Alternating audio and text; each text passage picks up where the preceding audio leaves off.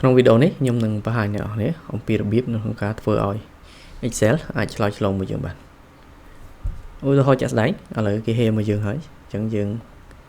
respond ទៅបន្តិចទៅហើយអូខេ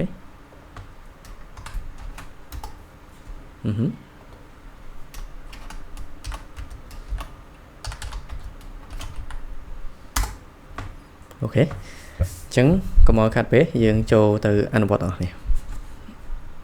នៅក្នុង Excel if function គឺជារបស់មួយដ៏សំខាន់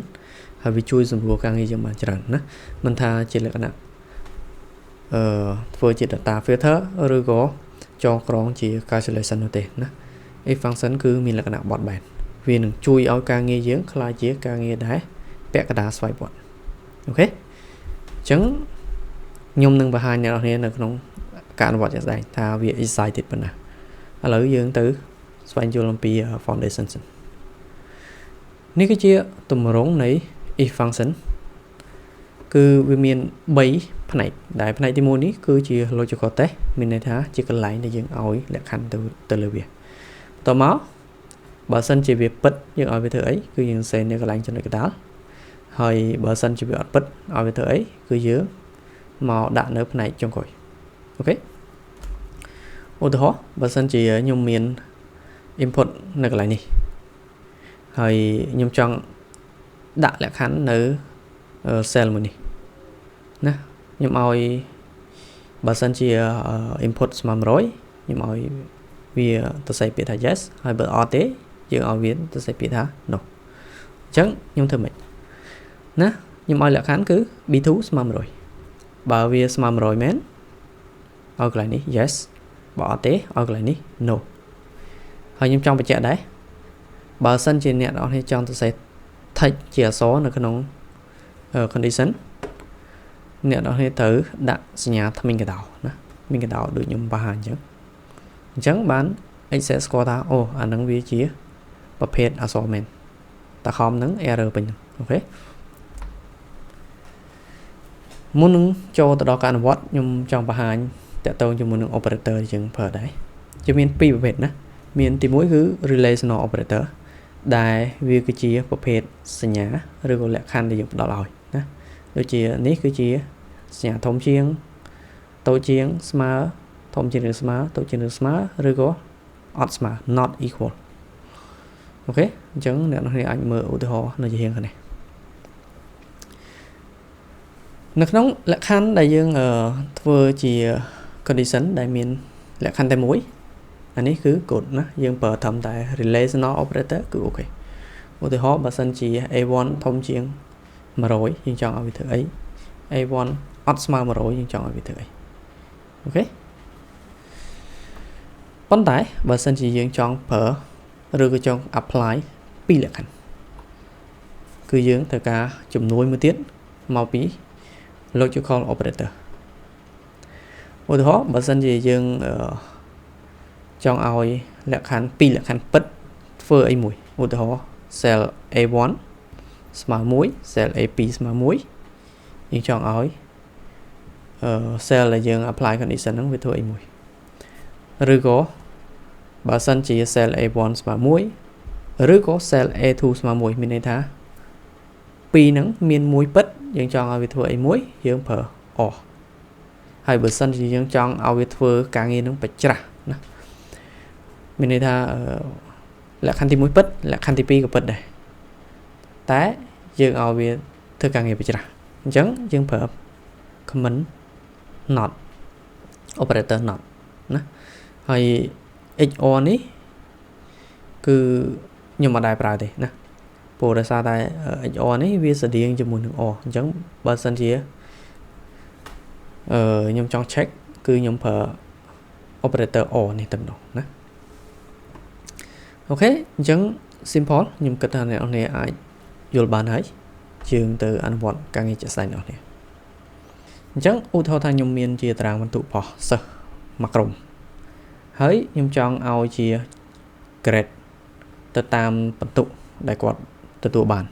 ពីការប្រឡងណាដែលបើសិនជាបន្ទុកធំជាង9គឺគាត់បាន grade A តមកពី8ទៅ9 grade B ពី7ទៅ8 grade C hay grade D grade E grade F ចឹងទៅណាអញ្ចឹងខ្ញុំអាចធ្វើបានយ៉ាងលឿនដោយប្រើ if function អូខេអញ្ចឹងយើងអាច apply អ្វីដែលយើងរៀនមក if ដំបូងគឺយើងឲ្យលក្ខខណ្ឌណាលោកជាគាត់ទេលក្ខខណ្ឌបើសិនជាបន្ទុកនៅកន្លែងនេះវាធំជាង9អូខេអញ្ចឹងមិនយើងប្រាប់វាថាឲ្យសរសេរកន្លែងនេះគឺអក្សរ A ណា grade A ចុះបើសិនជាវាអត់ពិតទេខ្ញុំឲ្យប៉ុណ្ណេះសិនណាសញ្ញាថ្មីកដោនេះបញ្ជាក់ថាវាគឺជាប្រភេទអក្សរអូខេ enter មកអញ្ចឹងដោយសារតែនៅកន្លែងនេះវាអត់ពិតវា58ចុះវាកន្លែងផ្សេងអូខេវាមាននៅកន្លែងនេះ94កន្លែងនេះ96អូខេប៉ុន្តែ apply អញ្ចឹងយើងបានតែមួយលក្ខខណ្ឌនេះចុះឧបមាថាខ្ញុំចង់ឲ្យវា auto fill គ្រប់លក្ខខណ្ឌតែខ្ញុំអាចធ្វើបានទេធ្វើបានណាអញ្ចឹងនេះគឺយើងឲ្យមួយលក្ខខណ្ឌបើសិនជាវាពិតឬក៏ដូចអ្វីដែលវា check ឃើញវានឹងឲ្យកន្លែងនេះចុះបើសិនជាវាអត់ check ឃើញអញ្ចឹងមិនទៅយើងឲ្យវា check ទៀតទៅមែនទេយើងឲ្យវា check ទៀតទៅយើងឲ្យ function នឹងបន្តអញ្ចឹងទៀតបានណាយើង check តទៀតថាតើបើវាមិនធំជាង9តើអាហ្នឹងណាវាធំជាង8អត់អូខេអញ្ចឹងបើសិនជាវាធំជាង8អាហ្នឹងគឺ grade B ទៅទេចុះបើវា check ទៅអត់ឃើញធំជាង8យើងឲ្យវា check តទៀតណាយើងឲ្យវា check តទៀតអូខេអាហ្នឹងធំជាង7អត់បើវាធំជាង7 grade C អូខេចុះបើវាមិនធំជាង7ឲ្យ check តទៀតណាអូខេឲ្យ check តទៀតធំជាង6អត់ចឹងបើធំជាង6 grade អីគេ grade D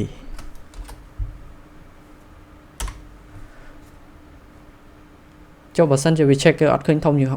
យវា check តទៀតណាឲ្យវា check តទៀតអាហ្នឹងដែរវាធំជាង50អត់ណាបើវាធំជាង50 grade E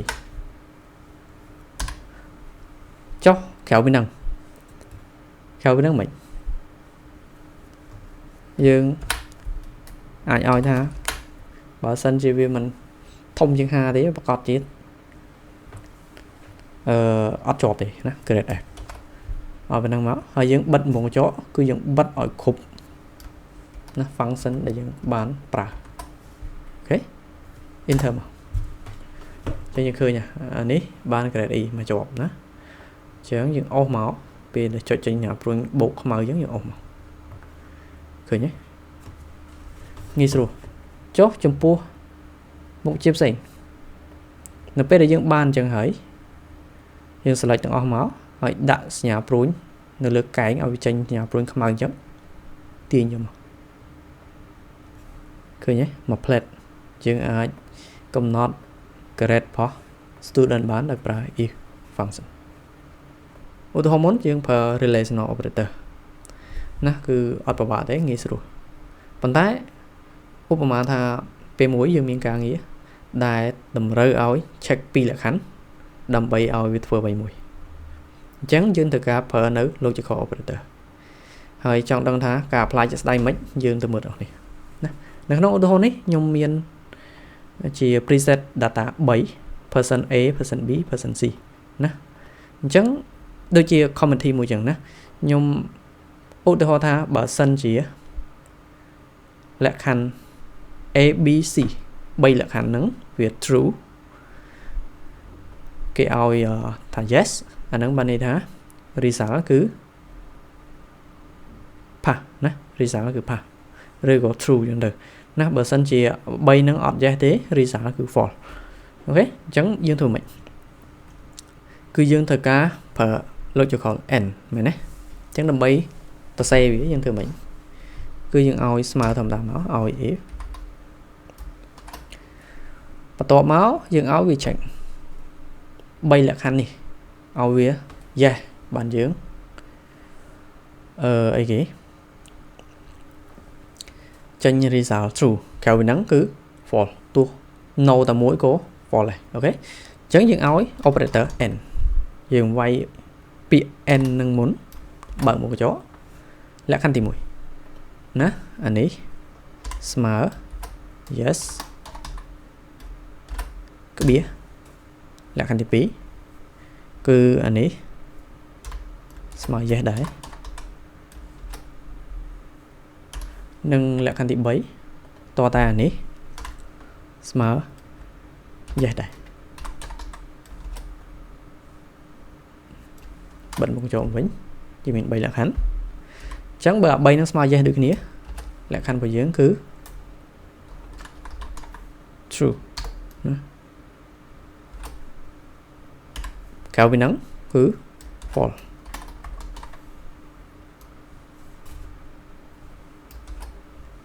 bận một cái chỗ vĩnh enter chẳng dương xạ đạn ra đại mở ok chứ anh ấy nấu ok nấu tầng 7 fall chấn to tại giá bấy bán true đã khăn tiếp bì nhầm trong phở ổ nè môi na bích cố vì ao result true đây lực lên tới bay nó on bên bích bàn này thả việt nâu tặng 7 bán fall ok chấn dưỡng tạo lực hành sorry chấn được như đấy dương ta sẽ muốn tụi mắt bạn một chỗ áo lạc hành nè bà sân chị anh ấy smart cho mùi nâng yes rưỡi gỗ mấy anh ấy smart cho mùi nâng yes rưỡi gỗ anh ấy smart cho mùi nâng yes chẳng viên nâng ao result là true nè chào viên nâng fall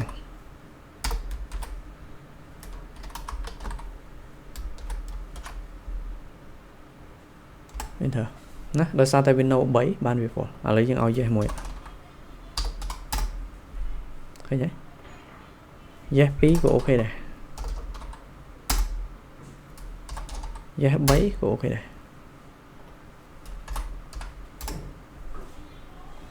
ok chẳng anh ấy scroll đấy chốt bà sân chỉ yeah pin vậy bản true hay kéo với nắng cứ fall ta yên thử mình nè do condition ấy do mà thử em cho anh em nó hay kinh tính hay pause video nắng vừa luôn này nhé ta là dương từ mưa đó nè chẳng những phần if thôi mà đã dương trong oi anh ấy yes bí bán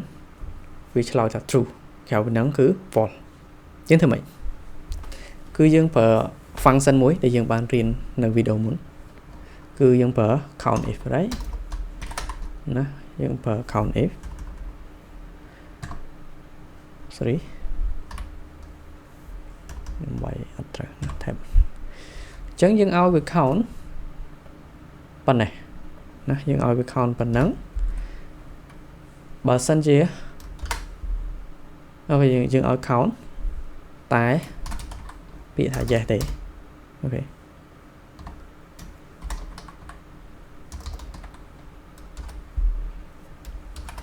chẳng count tại bị thả dài thì nè bà sân chỉ count bị thả yes mà nâng phí bây giờ về thứ ấy dương ao viết tôi xây bị thả true cao với nắng cứ khỏi បិទមុខចោលអូខេអញ្ចឹងអានេះ yes 2 វា true ឥឡូវយើងឲ្យ no មួយ no ថែមមួយទៀត false អូខេ no 3ក៏ false ដែរ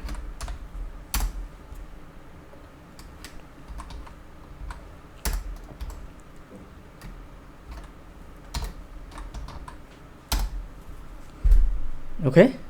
មកដល់នាទីនេះការងារដែលខ្ញុំបង្ហាញនៅវីដេអូបើកបានដំបូងគឺខ្ញុំអត់ធ្វើឲ្យអ្នកនរគ្នាទៀតទេខ្ញុំគិតថាអ្នកនរគ្នាអាចមានសមត្ថភាពដោះស្រាយវាយ៉ាងងាយស្រួលណាជួបអ្នកនរគ្នានៅវីដេអូក្រោយ